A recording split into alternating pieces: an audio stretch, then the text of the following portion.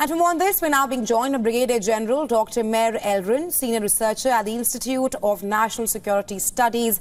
Welcome, Tel Aviv University. Welcome to the show, Brigadier General Elrin.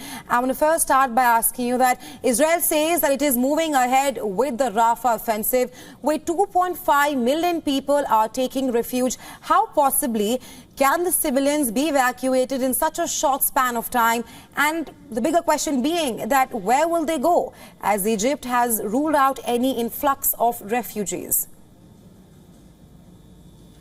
Well, I think that it's a very important question, and I thank you for that. First of all, we're talking about roughly 1 million people in the area of Rafah, and they have been asked to evacuate the place where they are positioned right now further to the north, to a designated area of shelter will be provided for them, very similar to what happened in the earliest stages of the war. This is a very important thing. It will take some time.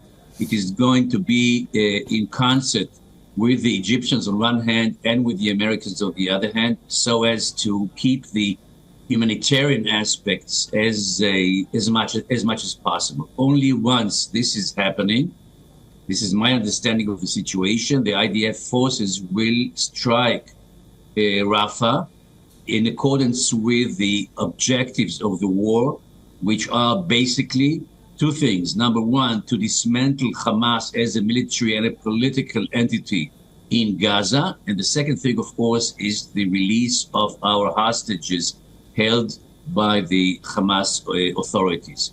This is in line with what Israel has been saying ever since the war started 202 days ago. And this is in accordance with that, and this will happen probably not today or tomorrow or the day after, but sometime in the future, closer rather than further. Right, Brigadier General Elrin, you speak of the two objectives of the Israeli military, but the pertinent question right now is that how possibly can the IDF differentiate between Hamas and civilians? We've seen how Hamas has been using civilians as human shields in the war so far. Well, as you correctly suggested, Hamas is totally intertwined together with the civilians. You can't really differentiate very easily and very quickly who is a Hamas terrorist and who is a civilian that is not really engaged. The problem is that we need to differentiate between them. It's very, very difficult. That's why we want the people in Rafah and around Rafah to get out of the area, to save themselves, to save their lives and their families, and to be in a safe zone further to the north of where the battle is going to take place.